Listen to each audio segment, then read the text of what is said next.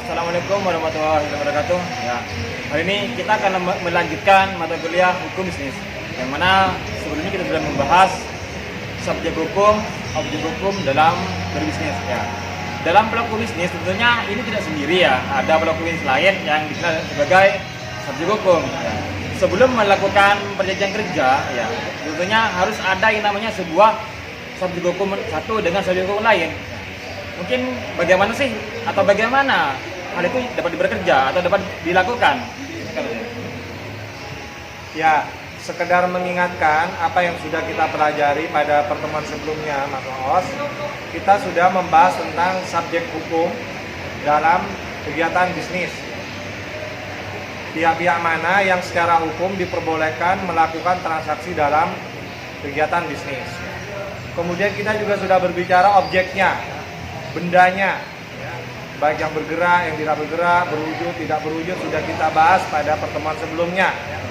Karena dalam setiap transaksi bisnis kita akan berhubungan dengan yang namanya objek.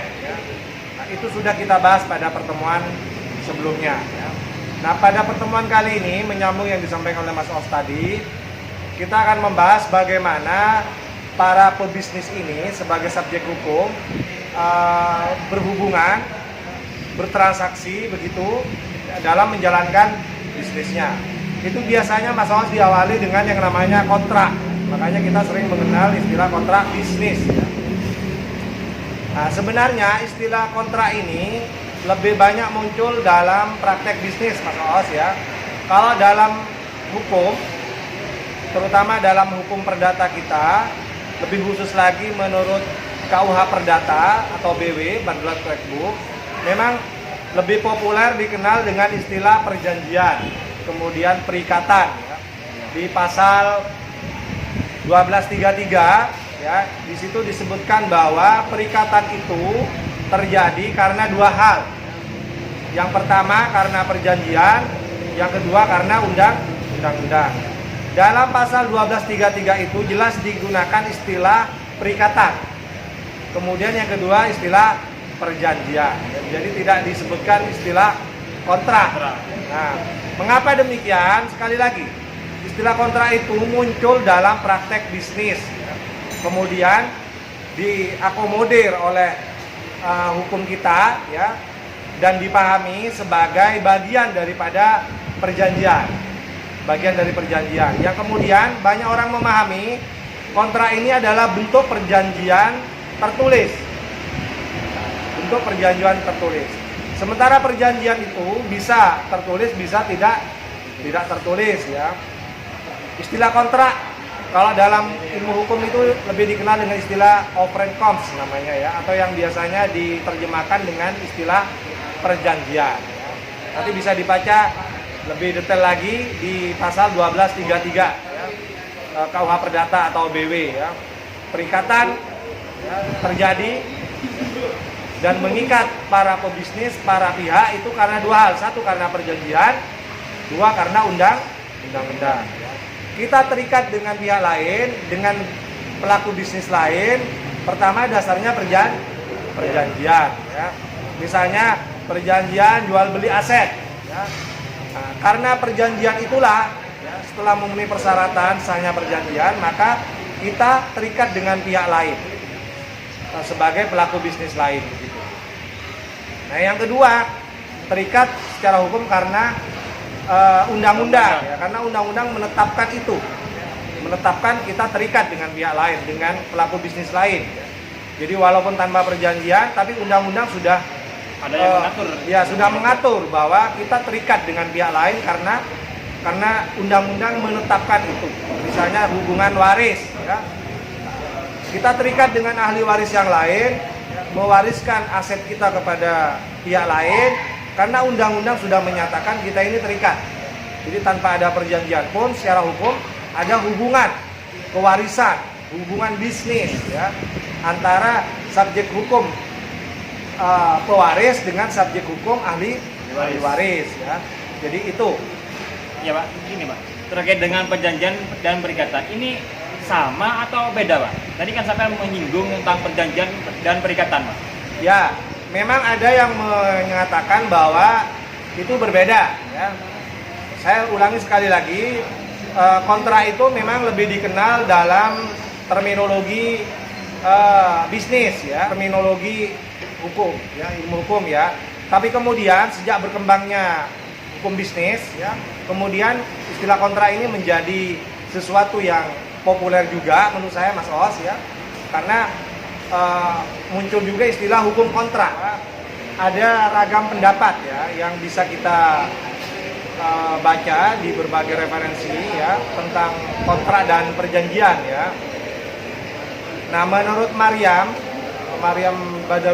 Badruzzaman itu ya, beliau mengatakan bahwa sebenarnya antara kontrak dengan perjanjian ini sama saja ya, sama-sama esensinya ada kesepakatan ya, kemudian sama-sama berkonsekuensi ya, mengikat begitu ya, baik mengikatnya itu secara hukum maupun mengikatnya secara moral ya, tapi intinya antara kontrak dengan perjanjian itu sebenarnya terminologinya sama ya, pengertiannya sama begitu.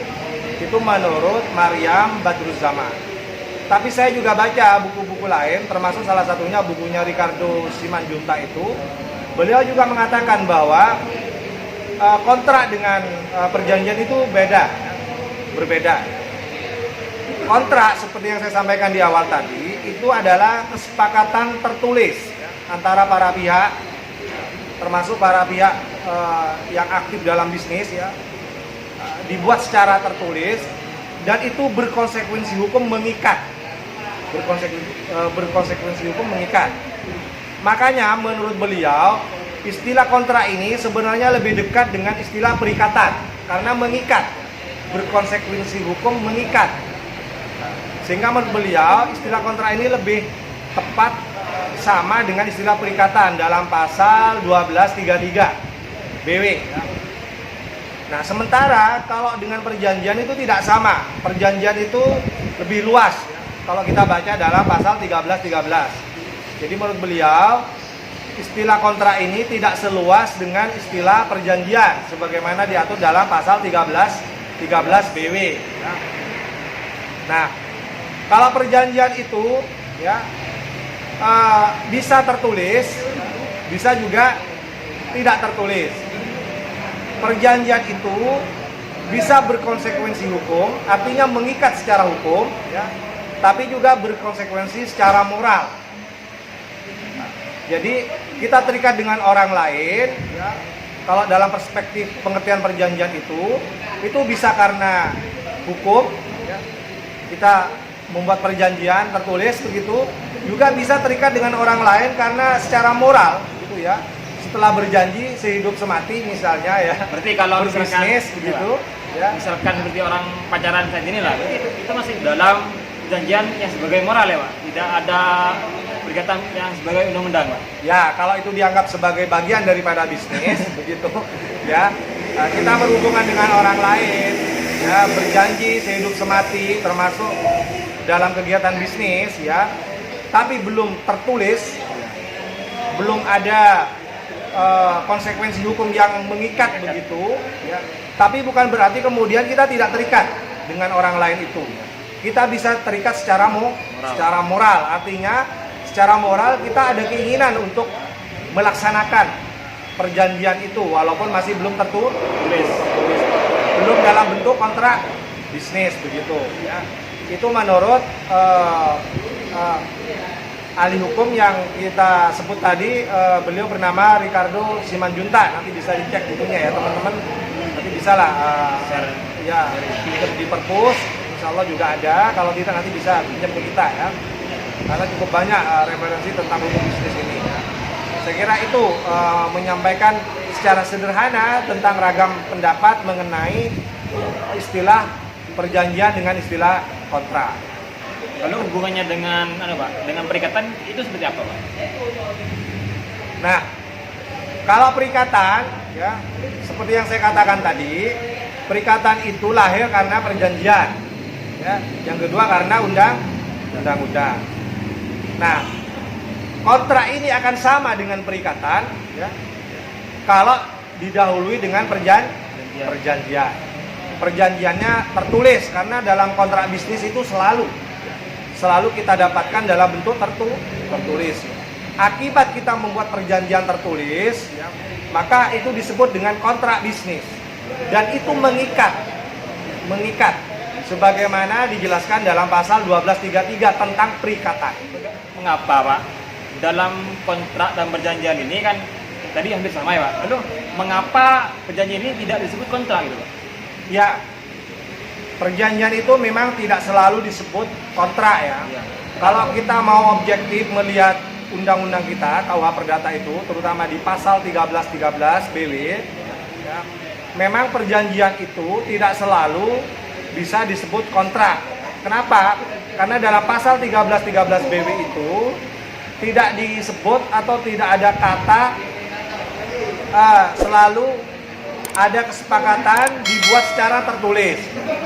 Ya, jadi di dalam pasal 1313 BW itu tidak ada disebut kesepakatan itu harus secara tertulis. Ya. Sementara tadi saya katakan bahwa istilah kontrak itu selalu muncul ketika ada perjanjian dalam bentuknya yang tertulis. Di pasal 1313 BW tidak disebutkan bahwa perjanjian itu selalu dalam bentuk tertulis. Kesepakatan para pebisnis yang satu dengan yang lain, ya, itu tidak dalam bentuk tertulis. Nah, kalau tertulis berarti itu yang disebut dengan kontrak. Tapi di dalam pasal 1313 saya ulangi berkali-kali ya supaya paham begitu. Itu selalu tidak kita temukan di sana tidak ada kata-kata kesepakatan itu harus tertulis. Di sana hanya disebutkan bahwa perjanjian itu adalah perbuatan di mana satu orang atau lebih mengikatkan dirinya dengan satu orang atau lebih. Hanya itu saja. Tidak ada kata-kata perjanjian itu adalah isinya kesepakatan yang ditulis. Jadi itu kira-kira jawaban saya kalau menggunakan perspektif BW atau KUH Perdata dalam pasal 1313. Kalau kita juga baca pendapatnya Prof. Subekti juga Mas Os ya, beliau juga menjelaskan bahwa kontrak itu lebih sempit daripada perjanjian. Kenapa? Karena kontrak itu selalu dalam bentuk kesepakatan tertulis. Sementara perjanjian itu tidak selalu dalam bentuk perjanjian tertulis ya. Tidak selalu dalam bentuk kesepakatan tertulis ya. Tapi juga ada yang tidak tertulis. Kalau ada perjanjian tidak tertulis ya, maka itu tidak bisa disebut sebagai kontrak. Kontrak bisnis tidak bisa menurut beliau ya. Cukup disebut dengan istilah perjanjian saja atau istilah persetujuan. Tidak bisa disebut kontrak ya. Sekedar memperjelas apa yang saya sampaikan pada sebelum-sebelumnya tadi di awal itu Mas Os ya. Lalu bagaimana ya Pak kontrak itu dilakukan oleh pelaku bisnis Pak? Ya ini pertanyaan yang baik dan nyambung dengan apa yang kita diskusikan tadi ya. Bagaimana para pelaku bisnis itu ya melakukan kontrak bisnis dengan pihak lain begitu ya. Ini ada beberapa asas yang mungkin perlu saya sampaikan secara teoritis begitu ya. Ya, kita harus tahu teorinya dulu, apalagi kita ini akademisi ya di kampus ya. Sebelum kita tahu nanti prakteknya bagaimana ya.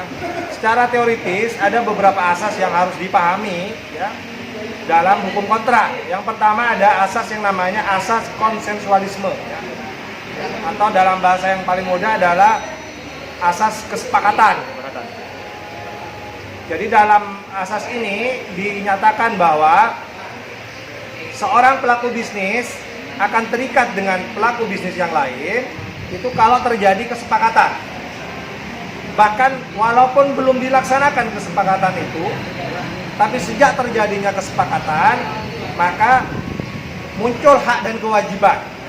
Muncul hak dan kewajiban antara yang satu dengan yang lain. Ini yang disebut bersifat obligator namanya. Jadi sejak terjadi kesepakatan ya, maka lahir yang namanya hak dan kewajiban. Jadi bersifat obligator. Kita juga bisa baca dalam pasal 1320 tentang syarat sahnya perjanjian. ya. Salah satunya itu adalah harus terjadi yang namanya kesepakatan. Ada kesepakatan para pihak. Sejak terjadi kesepakatan inilah sudah mulai yang namanya kontrak, hubungan kontrak antara pelaku bisnis yang satu dengan pelaku bisnis yang lain. Tinggal nanti diatur bentuknya, ya, dituangkan dalam sebuah kontrak, akta kontrak, kesepakatan tertulis. Kemudian asas yang kedua yang mungkin juga harus harus diketahui oleh kita yang belajar hukum bisnis, ya, apalagi nanti mau terjun ke praktek bisnis, ya, ada asas yang kedua yang harus kita pahami, yaitu yang namanya asas kebebasan berkontrak, freedom of contract. Asas ini menyatakan bahwa para pihak, para pelaku bisnis itu punya kebebasan untuk menentukan bentuk perjanjiannya, bentuk kontraknya, ya, lengkap dengan isinya. Silakan duduk bersama, ya, di mana saja, di kantornya atau di sini, di kafe kita ini. Tapi saya tidak promosi ya, saya tidak promosi kafe ya, tapi sini ya. Tapi saya ingin mengatakan, ya, artinya kita membuat kontrak, ya, dengan pihak lain, dengan pelaku bisnis yang lain bisa di mana saja. Yang penting kondusif untuk tercapainya sebuah kesepakatan. Karena suasana itu juga mendukung, ya. Kita punya kebebasan atau tidak mengisi atau merumuskan isi kontrak itu, ya, tergantung suasana juga. Sangat mungkin terwujud dalam suasana di kafe misalnya atau di kantor, silahkan. Tapi yang jelas asas yang kedua ini memberikan kebebasan kepada kita para pelaku bisnis itu untuk menyusun isi kontraknya apa, bentuknya seperti apa. Barangkali ada yang bertanya, masa sebebas-bebasnya begitu, Pak? Gitu kan? Freedom tadi. Ya, masa sebebas-bebasnya kemudian kita jadi perjanjian. Ya, kita melakukan kontrak gitu kan.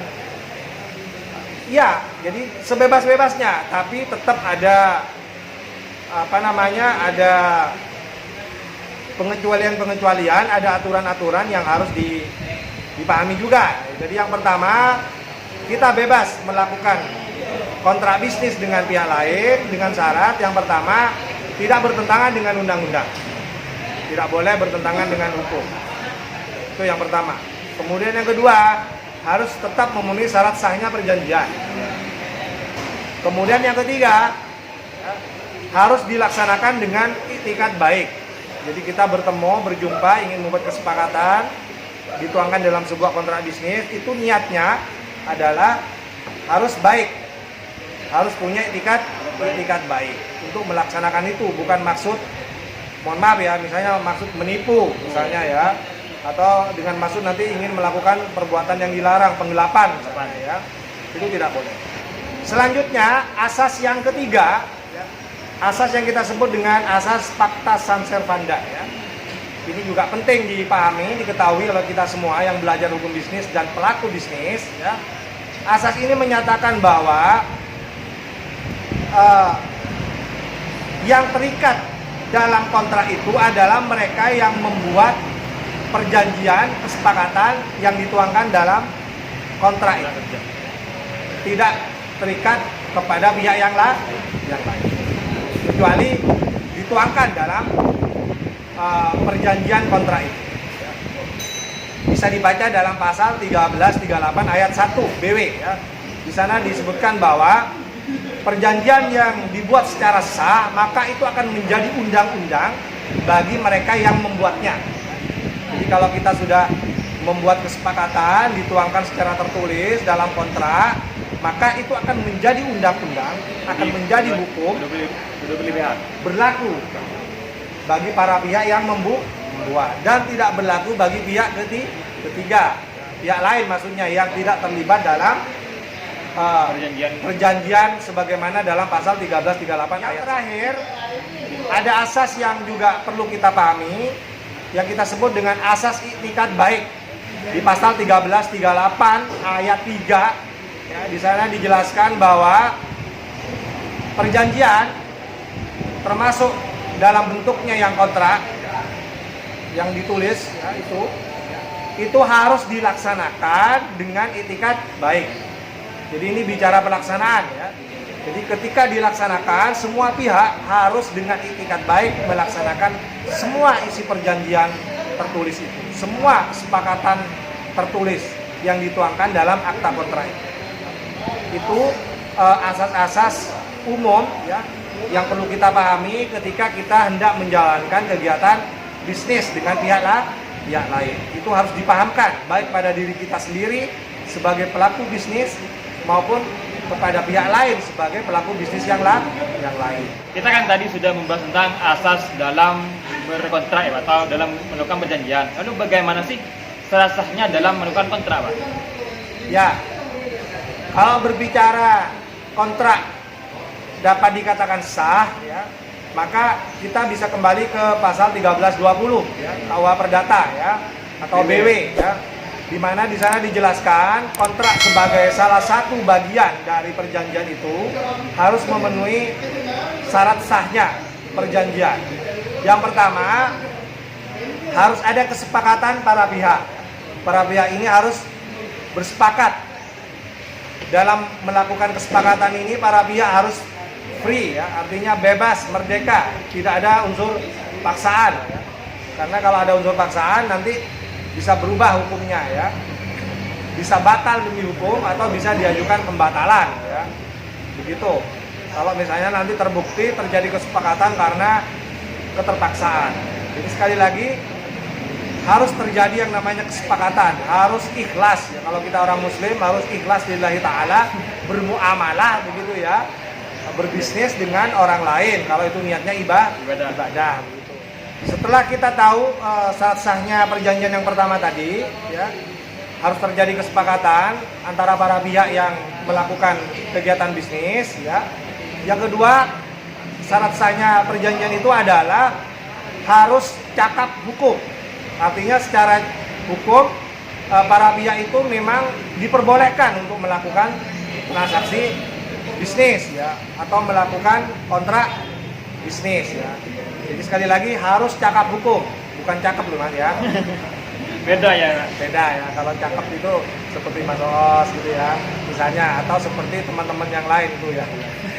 Jadi cakap hukum, artinya secara hukum ya diperbolehkan untuk melakukan kontrak atau perjanjian. Misalnya harus dewasa. Kalau menurut KUH Perdata kita itu minimal 21 tahun. Atau sudah menikah walaupun belum 21 tahun. Kemudian yang kedua, dia tidak dalam pengampuan. Artinya tidak dalam kondisi, mohon maaf ya, kurang waras misalnya, suka mabuk, boros misalnya ya. Jadi dia tidak dalam kondisi dalam pengampuan atau pembinaan. Artinya dia sehat jasmani dan rohani. Jadi ciri sehat salah satunya itu menurut KUH Perdata kita. Kemudian yang ketiga, syarat sahnya perjanjian yang ketiga adalah objeknya harus jelas. Disebutkan dalam pasal 1320 itu tentang hal tertentu. Objeknya harus menunjuk hal tertentu. Yang diperjanjikan, yang dikontrakkan itu apa? Apakah berwujud atau tidak berwujud? Apakah bergerak atau tidak bergerak ya. Kalau misalnya yang diperjanjikan itu jual beli laptop ya, atau yang kalau dulu itu pakai spek yang banyak ya Mas ya, harus pakai CPU dan lain-lain gitu kan, itu harus jelas. Apalagi sekarang zamannya jual beli online ya, banyak terjadi, dikhawatirkan objeknya tidak jelas, hal tertentunya tidak jelas gitu kan. Kalau kita beli komputer ya, itu harus jelas speknya, CPU-nya, Pentium-nya ya kan, kemudian layar monitornya itu harus jelas rinci, detail gitu kan. Ini syarat sahnya perjanjian yang ketiga. Yang terakhir, harus terpenuhi syarat sahnya perjanjian yang kita sebut dengan sebab yang halal atau kausa halal. diperbolehkan menurut undang-undang, tidak bertentangan dengan hukum, ya, termasuk juga hukum agama, ya, hukum adat, ya, atau hukum yang berlaku secara umum di masyarakat kita, ya. Tidak cukup hanya menurut hukum positif, ya. Tapi kita hidup dengan orang banyak, ya, harus tahu bagaimana hukum yang juga berlaku dalam tatanan sosial kita. Itu tentang syarat sahnya perjanjian, ya, ketika nanti dituangkan dalam sebuah dokumen kontrak. Jadi itu Mas Os. Jadi bagaimana misalkan Pak dalam melakukan perjanjian ini ya, misalkan itu ada salah satu pelaku bisnis itu tidak dewasa Pak, itu bagaimana itu Pak? Kalau tidak dewasa, maka berdasarkan pasal 1320 ini tidak terpenuhi, ya, unsur yang kedua. Artinya dia tidak cakap hukum, tidak diperkenankan untuk melakukan transaksi atau melakukan perjanjian tertulis dengan pihak lain. Jadi kalau terjadi, ini bisa batal demi hukum, ya, bisa juga diajukan pembatalan. Ya. Kalau misalnya nanti ada pihak-pihak yang keberatan, ya, misalnya, ya, bapaknya sedang keluar kota, ya, datang ke rumahnya, ya, seorang pebisnis, ya, yang ada hanya anak kecil, usianya belum 21 tahun, ya, dalam bahasa Madura cacahe gitu, ya, sama apa namanya orang yang datang tadi, pebisnis tadi, supaya melakukan perjanjian karena bapakmu nggak ada, ayahmu nggak ada, nggak apa-apa, sudah sama saja kita duduk bersama, kita buat perjanjian untuk bisnis ABCD misalnya, ya, itu tidak boleh, ya, karena anaknya masih di bawah umur, belum dianggap dewasa, belum cakap. Jadi itu yang mungkin perlu saya jelaskan dan sangat mungkin ini juga terjadi. Mas, kita berbicara tentang salah satunya perjanjian ya Pak, atau kontrak. Lalu bagaimana sih unsur dalam melakukan kontrak Pak? Ya, ini melanjutkan diskusi kita yang tadi, ya. Jadi memang harus dipahami juga secara teoritis tentang unsur apa saja yang harus ada dalam sebuah kontrak itu, dalam dokumen kontrak itu. Saya bicara teori, ya, karena kita memang suka teori gitu, karena kita akademisi begitu. Sangat mungkin nanti ada komentar-komentar dari para praktisi, silakan saja, ya, tulis di komentar video ini begitu, ya. Yang pertama yang harus ada dalam kontrak itu unsur yang kita sebut dengan unsur esensial, unsur yang paling esensi, ya, yaitu kesepakatan. Harus ada unsur kesepakatan dari para pihak yang melakukan kontrak bisnis itu. Itu yang pertama. Itu unsur esensial. Kemudian unsur yang kedua yang kita sebut dengan unsur naturalia. Naturalia ini artinya unsur yang sudah diatur oleh undang-undang walaupun tidak diatur secara tertulis oleh para pihak, ya. Jadi walaupun tidak diperjanjikan, tidak diatur dalam kontraknya, tapi undang-undang sudah menetapkan itu. Supaya lebih jelas saya contohkan saja Mas Os, ya. Misalnya terjadi yang namanya cacat tersembunyi dalam sebuah objek barang yang dikontrakkan, yang diperjanjikan, ya. Itu harus menjadi tanggung jawab penjual. Jadi walaupun misalnya itu tidak diatur serinci-rincinya, sedetail-detailnya dalam kontrak itu, kalau misalnya terjadi yang namanya cacat tersembunyi, ya, karena mungkin tidak sedetail-detailnya diperiksa, ya, apalagi ada istilah cacat produksi begitu, ya, itu harus ada bentuk pertanggungjawaban. Nah, yang lebih bertanggung jawab ini adalah penjual, karena kalau sesuatu yang tersembunyi kan tidak semuanya bisa tahu gitu, ya.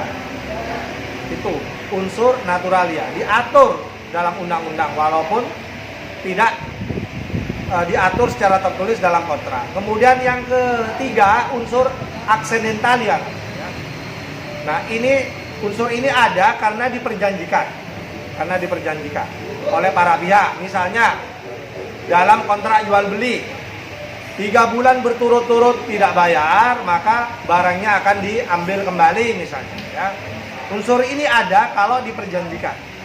Makanya kalau perjanjian leasing itu harus ada yang namanya jaminan fidusia, ya. Jaminan fidusia yang harus didaftarkan dulu. Kalau nggak didaftarkan nanti nggak boleh kreditur itu kemudian mengeksekusi langsung barangnya, langsung diambil, dicabut dari debiturnya, nggak boleh. Itu harus didaftarkan dulu ke lembaga fidusia. Kemudian yang terakhir, unsur yang terakhir ini adalah unsur akibat hukum. Harus terjadi yang namanya akibat hukum, hubungan timbal balik antara pihak yang satu dengan yang lain. Hubungan timbal balik di sini adalah hak dan kewajiban, ya, masing-masing punya hak dan kewajiban dalam di antara para pihak yang sudah membuat kontrak. Jadi dalam hal apa, Pak? Dalam menentukan kontrak kerja ini berakhir, Pak? Ya, ini baik pertanyaannya dan bisa jadi penutup ya. Kapan berakhirnya kontrak gitu ya? Pertanyaan ini saya kira tepat menjadi penutup dalam kuliah kita ya. Kapan berakhirnya kontrak itu ya? Nah, kalau kita baca beberapa pasal-pasal dalam perundang-undangan kita ya, itu ada beberapa alasan ya. Pertama karena pembayaran. Jadi kalau sudah terbayar lunas ya, maka selesai. Barangnya sudah diberikan ya. Hak kewajibannya sudah ditunaikan, sudah terbayar semuanya, ya, beres begitu. Nah, pembeli menerima barang, kemudian penjual menyerahkan barang dan juga mendapatkan prestasi uang gitu ya, sebagai bentuk pembayaran. Kemudian yang kedua, pembebasan utang. Jadi ada pernyataan bebas utang, sudah selesai. Jadi sudah nggak perlu kontrak-kontrak lagi karena sudah ada pernyataan tertulis ya, dinyatakan bebas utang. Kemudian yang ketiga juga karena daluarsa ya, karena masanya sudah berakhir begitu ya, makanya ada kontrak berakhir karena sudah sesuai waktu yang ditentukan. Di luar itu maka sudah dinyatakan daluarsa. Kemudian berikutnya karena batal atau karena pembatalan ya. Nah, secara hukum misalnya batal demi hukum atau diajukan pembatalan dan terbukti bisa dibatalkan, maka kontraknya berakhir. Kemudian yang berikutnya misalnya terjadi perjumpaan antara utang dengan kompensasi. Ya sudah, utangmu lunas tapi kompensasinya kamu bayar apa gitu misalnya, atau nyerahkan apa gitu. Itu bisa ya, berakhir kontrak itu. Kemudian yang terakhir mungkin juga karena pembaruan utang, yang lama dihapus diganti yang baru ya. Jadi kalau misalnya perjanjian utang piutangnya dihapus kemudian diganti yang baru, maka yang lama dinyatakan selesai, dinyatakan dihapus, maka ganti utang yang baru, memulai hidup baru. Begitu dengan hutang yang baru. Ya. Ya, mohon maaf kita sambil gurau-gurau di akhir atau di penghujung kuliah kita ini ya, supaya kita tetap fresh karena ini durasinya agak lama nih Mas Os ya. Saya harapkan tetap setia ya, stay tune di channel kita ini ya, supaya tetap terisi ilmunya ya di dalam suasana daring ini. Mungkin itu saja. Semoga bermanfaat, bisa komentar di kolom komentar. Dan akhirnya saya akhiri. Wassalamualaikum warahmatullahi wabarakatuh. Dan saya serahkan kepada Mas Os. Ya, itulah tentang kuliah hari ini, mata kuliah hukum acara bisnis. Semoga kita bertemu di kemudian hari. Assalamualaikum warahmatullahi wabarakatuh.